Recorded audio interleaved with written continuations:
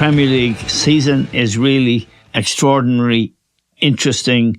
It's accelerating at some rate because you can eliminate all but 3 clubs, and they're 3 very big clubs. Liverpool, Manchester City and Arsenal have pulled away at the top of the table, and there are some big matches to come, and there were big matches played at the weekend as well. Not necessarily the kind of match we'll get next weekend when Liverpool host Manchester City at 3:45 kickoff at Anfield. That is some match, because if either side were to lose it, I think their aspirations would take a big blow. But in the past weekend, we've had some football, and last night Arsenal went to Sheffield United. They've been scoring for fun, and they scored for fun again, 6-0. It was very convincing. And I'm joined now by John Giles to discuss where we are in the Premier League, and not just the Arsenal result, but also the Manchester City, Manchester United derby, which was a story in itself. John, thank you very much for joining us. Let's just talk about last night's match, Arsenal-Sheffield United. You told me about a month ago, because we were both sceptical about Arsenal's ability to stay the course and win the Premier League. And you said to me 3 or 4 weeks ago, I think Arsenal are real contenders now. And they've borne you out. They are real contenders now. They're a point behind Manchester City and 2 points behind Liverpool. And they've got, after last night and a few other recent results, they've got the best goal difference of the 3 of them. Tell me about their sort of new resolution, if you like, and resilience that they haven't had for years. I think what happens, in the situation that they were in a few weeks ago, where they were considered real contenders just before that. Yeah. And they lost a couple of matches, and I think they were written off. Yeah. In other words, no, they're not going to do it. And that's actually, in certain situations, helps the situation they're in. Yeah, pressure off. Because the pressure's off. The pressure is huge in football. Yeah. You know, you see lads, you played with lads, I played with lads where pressure comes on, they can't handle it. Yeah. You know, and there's nothing better than everybody saying they've no chance to do it, because they're in the players' heads. Right, we just go out and play. Yeah. Now, what the great players do when they're first in the leagues, like Manchester City and Liverpool at the moment, they can handle that pressure. We can see that. Yes. Some players can't. I think that's happened with Arsenal. So what we've got to see about Arsenal, if and when they get a couple of defeats. Yeah. But the way they're going at the moment, you see, well, everybody's written us off. We've no chance of doing it. We'll just go out and play. Yeah. Well, what the great teams do in the situation they're in, whether we Liverpool or Manchester City, they just go out and play. Yeah. Yeah. They're feeling the pressure, but they can handle it. There's a big difference in it. And I think with Arsenal, with a lot of young players, coming in the team, supposed to be contenders, lose a couple of matches, written off. And now we just go out and play. And that's the way they're doing it, and they're doing it really well. Now, I think they could well learn from that. In other words, if they get into the position they're in again now, which are real contenders, to be able to handle that. Yeah, and they certainly know now how to score goals. And last night, after about 5 minutes, you called me and you said, because I like to have a bet on the correct score, you said, I think this could be 6. Now, it wasn't. It was actually 1. You were right. It was 6. Sheffield United. No, I was wrong, Eamon. I said 6-1. Yeah. I thought, because usually they had a couple of good shots. Anyway, it doesn't matter. But it was always going to be 6 anyway. Yeah, I mean, Sheffield United haven't been able to buy players. They got promotion a couple of times, then they don't buy, don't invest, and they're doomed. They're at the bottom of the league and they're going down. But you still got to get the ball in the net. Declan Rice scored a really good goal last night after a good mood. Saka is playing really, really well. He's a very, very good player, John, isn't he? I think he'll start. Very good, Eamon. I think he'll start for England. Really good team, Arsenal. Now, if they keep that, learn from what they didn't do a few couple of months ago. Now they're contenders, and they've got the players to do it. But it's all down to when you're in the situation where there's pressure, Eamon, it's a different thing. But I think they've learned from it. I think they definitely have the players with the quality to be real contenders. It's just now on their mentality, if and when they get into the really big matches. Yeah, and the first big match they played 3 weeks ago, I think it was now, was against Liverpool, and they hammered Liverpool. Liverpool very poor. They beat Liverpool 3-1. They have another big encounter coming up against City, which will be really a very big test. But they are undoubtedly genuine contenders. Now, Declan Rice, I think Roy Keane and Graham Souness, I don't really think Roy knows what he's talking about or looking at. He's not a very good pundit, except when he explodes. But Graham Souness, I have real respect for. I know you do. Graham said he's not a great midfield player. He can't be until he scores more goals and makes more assists. He was talking about Declan Rice. I didn't agree with him. I think you were inclined to agree with Graham, but I think he's pivotal to that team. He's in everything. He is actually scored a good goal last night, and he's been creating assists and scoring goals a bit more regularly. Although I think his great use for that team is the way he reads the game and the simplicity and accuracy of passes with both feet. Yeah, I wouldn't agree with you entirely on that. No. I think he's a very, very good player. I think he's been a terrific sign. He's been a good player for a long, long time. Yeah. And he has assets that are very, very good for the team in the middle of the field. There's different ways. Reads the game well, yes. Yeah, he reads it well. He gives it well. There's times when I watch him play that he gets ahead of the ball a bit too much, Eamon. Yes. I'm talking about positional sense now. Yes. I don't want to be going on about too much, but positional sense is very, very important for a midfield player. Yeah, you need to be behind the ball, really. Yeah, some players don't have it. In other words, if you stand on the centre circle, Eamon, in the spot, all match, you get a certain amount of the ball. That's the way it goes. Yeah. But what the really great midfield players do is say the right back's on it, and they want to get it from, but they can't get it. So the ball has to go somewhere, and they're able to read to get into position where the ball goes, and they're in a new position to dictate from it there. Not many players can do that. Right. You know, Rice can't do it, but he has other attributes. Yes. Which he covers the ground well. He gets a good tackle in. Yes. He supports it. He doesn't run the game in the way that some of the midfield players do. Yeah. But midfield players are different in many ways. You know, I played against some great midfield players who couldn't do that, but they could do other things. Yeah. Over the ground well, get tackles in, get up behind the ball, all those things. Like Graham Souness was different. Graham could do that. He could get in the positional sense in the middle to actually dictate the game. Yeah. But Graham wasn't quick, Eamon. No, I know he wasn't. I played against him. No, but if you get in a position to get the ball when you're in space, yes, you don't have to be quick. No. You just have Rice is quick, so he can mind. do things that Graham couldn't do and other players can't do. So he's a very, very brilliant player for Arsenal. It's a really good sign, and he's added to them. There's no doubt about that. And that's all you can do as a midfield player. And he's been good. He's been really good. Yeah. And he's getting better. But you see when he plays, if you look at his stats, now I'm not into stats. How many goals does he make? How many goals does he score? Yeah. He wouldn't be into that many more. Right. But everybody contributes in different ways, and he's been a huge asset to Arsenal in what he contributes to the game. Yeah, I think another thing about him, John, is he's a leader. He's always looking for the ball. He shows for the ball. He never has a go at anyone. He's encouraging. You can see that he's popular and respected by the other players. Yes. And that's important too, isn't it? Yeah, well, it's hugely important, Eamon. Yeah.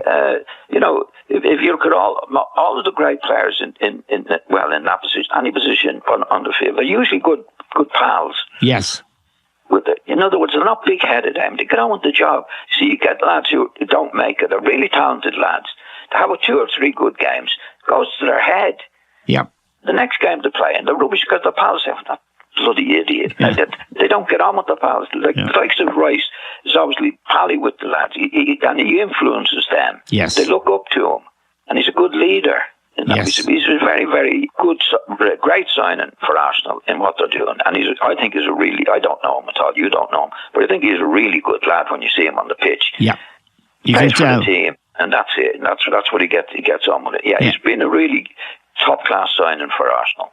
And I just had a go at Roy Keane, but to be fair to Roy, that was exactly what he brought to United, the all-round stuff, support, tackles. In a little different way, Eamon. Oh, yeah, absolutely. I'm not suggesting that they're comparison. I don't think it would have been as popular with the Manchester United lads as Rice would be with that. Yeah. He was demanding, Keane, very demanding. Very demanding. And a fantastic guts, heart. I mean, he was never beaten. I mean, he did. He had, as we know, Eamon, he had Scholes around him, and he had Giggs and these players around him. Yeah, right. But he was probably the most influential player. Yes, because he demanded from them. Yes, really demanded from them things that he could do and wanted them to do. Yes, yeah, and he was the right man for it. Because in my opinion, probably bullied him on the pitch. He did, but he did his job, and contributed to getting the ball back for the other players that could do better on the ball than he could did. He was well prepared to do that and demand from them all the things he did, especially when he didn't have the ball. Right now, so Arsenal definitely contenders now. The other game I want to talk to you about, John, is the City at home to Manchester United. Manchester United, after 8 minutes, Marcus Rashford scored what could probably at this stage in the season be favourite to be goal of the season. It was an amazing strike from about 25 yards. And even great as Ederson, the City goalkeeper, is, it flew past him into the net. It was a great goal. After that, he never did a thing. And United stopped playing then, Eamon. Yeah, he stopped playing, but United stopped playing as well, didn't they, John? Oh, yeah. It was really shocking to see how bad they were. Well, it was the approach to it. Yeah. Now, that had to come from the manager. Yeah. When teams don't go out and play in the way that they played on their own, no, I think the manager must have said in the dressing room, listen, we're going to get behind the ball. We're going to fall back. We're going to let them have the ball. Yeah. That's what they did. And they did, the last thing you want to do with Manchester City is to let them have the flipping ball. Yeah, yeah. You got to get into them and get at the back where they're a little bit weak. It was made for City. Yeah. To set back and you let those players on the ball and do it. And eventually they did what they could have done early on, City, which was that virtually hammered them by the end of the match. Yeah, they had complete control of the ball. And the other thing about United, John, Casemiro didn't look fit, doesn't look fit. Fernandes, nowhere. He's the captain. I'm not sure where he was actually playing. He was playing as a front player at times. They weren't putting the shift in, John. And that's not Manchester United's tradition. If they were going to get beat, they'd get beat with all guns blazing. This coach, he had an 85 million euro or pounds, actually, player on the bench, Anthony. Now, he knows Anthony. He bought Anthony, but he had him at Ajax. Anthony's no good, John, is he? He hasn't got the heart for the game. He certainly hasn't got the heart for the Premier League. But they're going to have to change him. He's getting a lot of things wrong. He played the wrong people in the wrong positions. For example, Lindelof. Lindelof is centre-half. He's really not been a regular player in the United team. Played him left-back, John. Now, I know they have a crisis because Luke Shaw's out for the rest of the season. Luke Shaw's an outstanding player. Played him left-back, which is not what you want, is he? You don't want him up against Phil Foden, Bernardo Silva. And he looked all over the shop. Well, he will. But they all did. The whole team. If you approach the game, obviously, because all managers will say before the match, look, this is our best way of doing it. But there's no saying in football. I said the best form of defence is attack. Yep. In other words, there's two things in football. When they have the ball, you've got to get it back. And when you have it, you've got to do the best you can with it. Yeah. Now, if you start the match saying, right, we're going to let them have the ball, right, which is obviously what was said, and we're going to be tight at the back. Yeah. Well, you're giving it to them then. Especially with, that's a player I'd like to talk to you about, Phil Foden. He scored 2 goals, John. He's been scoring goals a lot recently, for fun almost, is the phrase. He scored a lot of important goals, and he scored 2 goals They were very important to put City ahead in the game. But his all-round play is something to watch, isn't he? He's 23 years of age, John. He's been at City since he was 4. He's a local lad, and I think he's a great player. Well, he's on the way to greatness. Yeah. Yeah, he's on the way. He has it. It's like all players, Eamon. He still has to have that attitude that I'm going to get better, and I'm going to get better and better. That's what I always found with looking at the great players. Yeah. Never satisfied at what they did or do. It has to be better. It has to be better. It has to be better all the time. And I hope he has that in him, because there's one thing on the way to greatness and then becoming great. Yes, and I think this is a lot of players. I mean, I've been critical of Pep Guardiola for not paying attention to defence. That's down over the last 20 years, but he has sorted that out. But one thing I think is unquestionable, he improves players, and he improves them dramatically. For example, John, an old friend of ours, Kyle Walker, he used to be running out of the ground sometimes. He was sprinting so fast with the ball at his feet. Now, he's a very, very good right back. He's the best right back in the Premier League, John. Yes. And he uses the ball. He doesn't go on those mad runs anymore. And there are a lot of other players that Guardiola has improved. And to his credit, Bernardo Silva, De Bruyne. Now, De Bruyne has come back and is playing well. Again, he looks like he's got his appetite back for the game after, several months out with injury. Yeah. And the other player I want to talk to you about is Haaland and that miss. He scored 5 now in the previous match, so we can't be too hard on him. But that was some miss, wasn't it? It was. Yeah, I think we mentioned it when we were watching the match, Amy. Yeah. I think it was one of those where he was in two minds. Yes, he was. Do I head it? Do I kick it? Yeah. Because it was an awkward one in both ways. Yeah. And he picked. His choice was to get his foot to it. He probably would have been just dived a header, because it's easier for us to watch it and say, well, that's what he should have done. And he doesn't miss very often. He finished up scoring a good goal. He did, anyway. Yeah. But definitely in Foden's case, I mean, he'll be a target. You've got to be careful. Well, not be careful. He could get an injury. Some idiot will have a go at him. Yeah. And we got to find out on the way for lads to greatness. Yes. To become great. Yes. No, it's a mental thing in that particular way. Yeah. That's because we don't know the lad. He might be a lad that says, "Well, I've gone far enough." Yeah, I don't think so. Not the push. Yeah. Not the extra push. To week in, week out, to get better and better and better and better. That's always been my view of players. Because I was very lucky about some great players in it. And they had this out. Norman Hunter in particular. Norman wasn't particularly gifted like Foden. Obviously, he was a defender. But attitude, never satisfied. Yeah. Never satisfied. Yeah. No matter how I was the man of the match, 10 weeks on the bounce. Yeah. Wasn't satisfied. Right. Great players are never satisfied. They always have to be better. Never sit on your laurels, as they used to say. Yeah. Get out there, better. Because there's no great player, Eamon, in my opinion, ever played 90 minutes without making a mistake. Oh, yeah, sure. Yeah. But that's they don't think of the things that they did. They think of the things they didn't do. And they also they don't dwell on the past. They're looking for the future, looking for the next goal, the next pass. And that really is what they're meant. Yeah, never satisfied, Eamon. Never, no. Yeah. Never satisfied. That was why I was no good, John. I one good pass, and that was me for the day. So, give me that ball. You had a good game then at that. I did, yeah.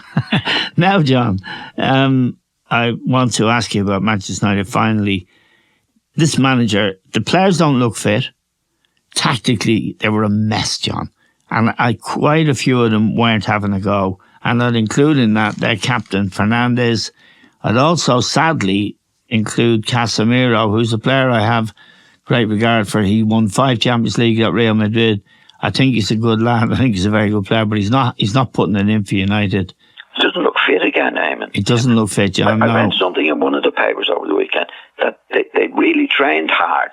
That's right, and they complained apparently about training too hard. Exactly. You don't train hard leading up to a match, Eamon. No, and you know, we're all footballers. Yeah.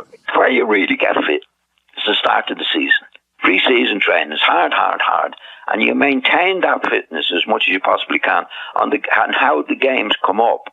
Yeah, and if you're playing a game every 3 days, which City and all the top sides are, you only keep ticking over, don't you? Exactly, as little as you possibly can. Yeah. Because you're getting ready for the match. Yeah. You know, at this stage of the season, like the Premiership, I mean, training hard leading up to a big match is one of the worst things you can do.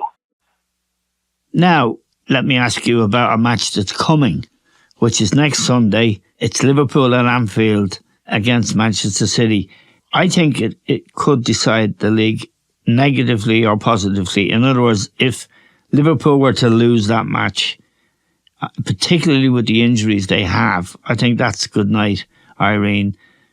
I also think if City lost it, it would mean Liverpool going 4 points ahead of them.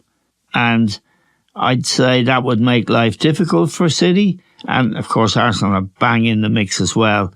It's a fascinating match to think about. I hope Liverpool can get some of their players back. But Mo Salah, I hope.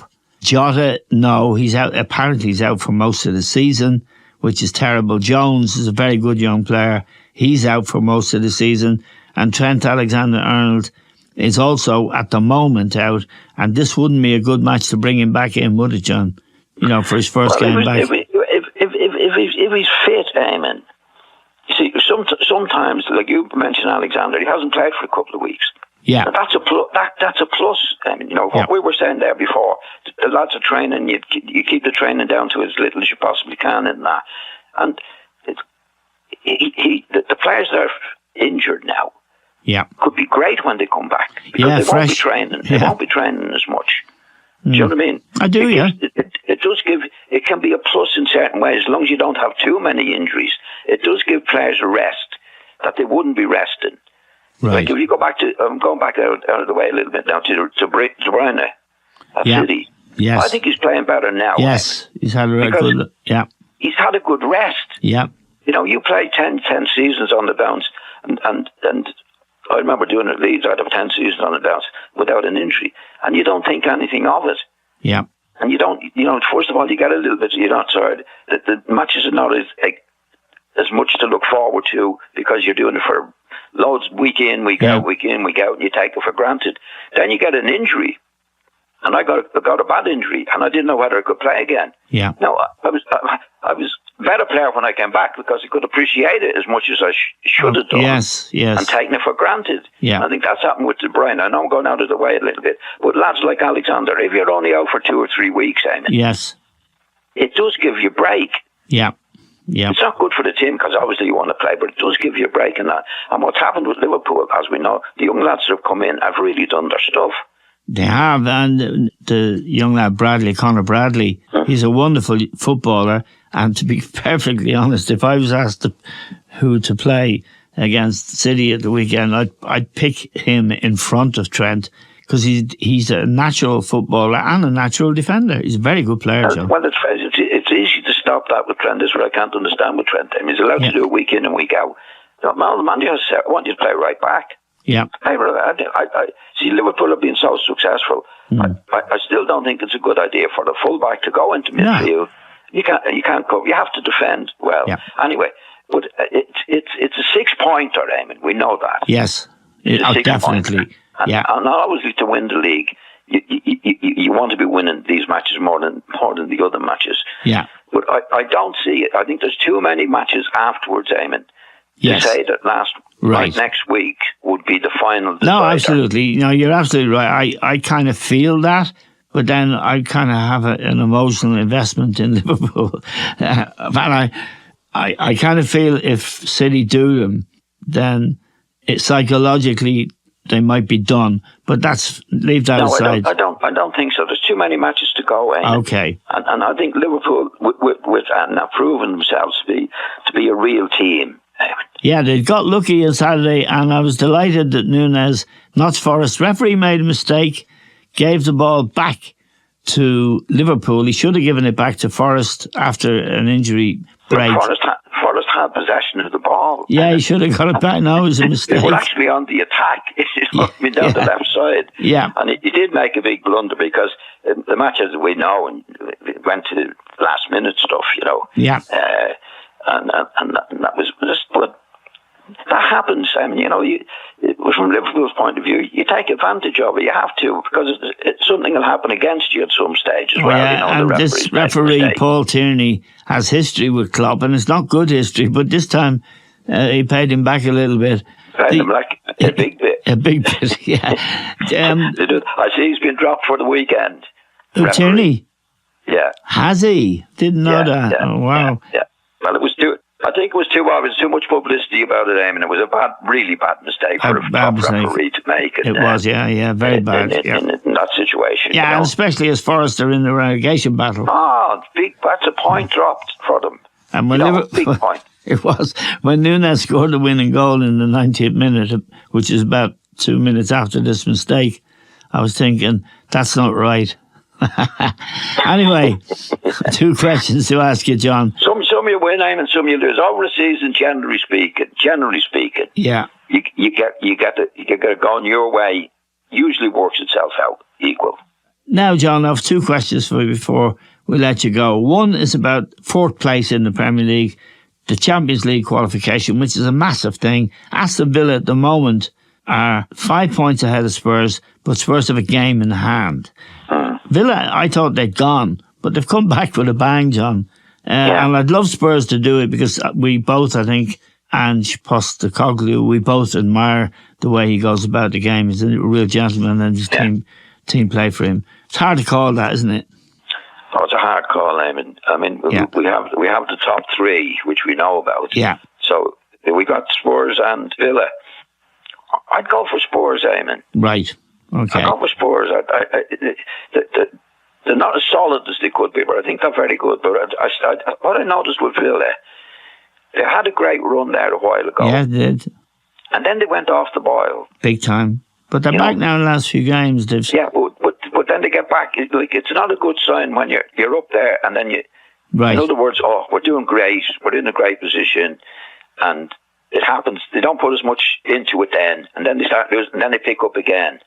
And that's what they've done. I don't think Spurs are like that. I think Spurs are going the same every match. Yeah. And they've got Son back. Yeah. And they've got their best players back now. And that's a big deal for them because he was away at the Asian Cup for several weeks. Just a final question, John, about your old club Leeds. They only drew 1-1 with Huddersfield, who are close to the bottom of the championship, but they're still banging in the fight at this stage for automatic promotion from the championship, but certainly for the playoffs. Yeah, I think they played against Huddersfield, Eamon. Yeah.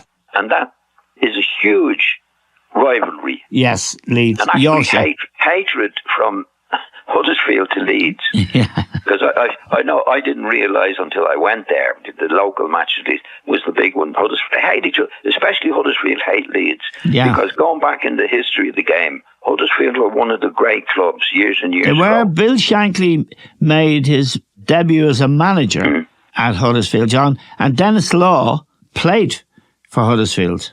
Yeah. That's where he started it.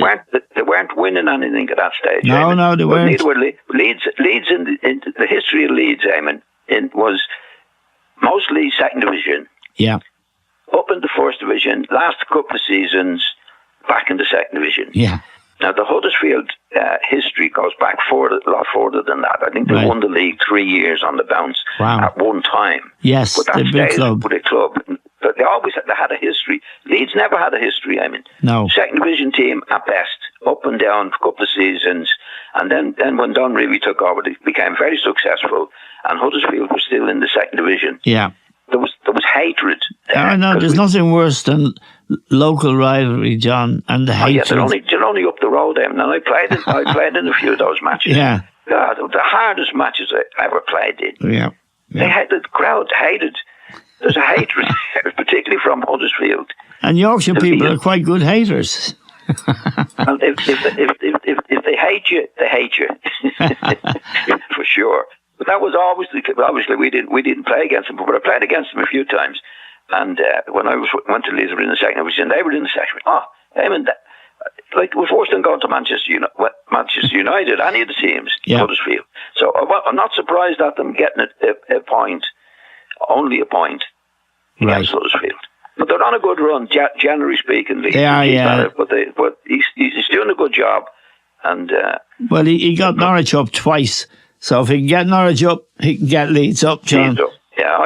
Yeah, they're going well. They're going well, Eamon. Yeah, okay. Fingers crossed. Thanks very much, John. It's great to talk to John. And we waited until Arsenal's match last night. So we're a day late, but it was worth it. It was some performance.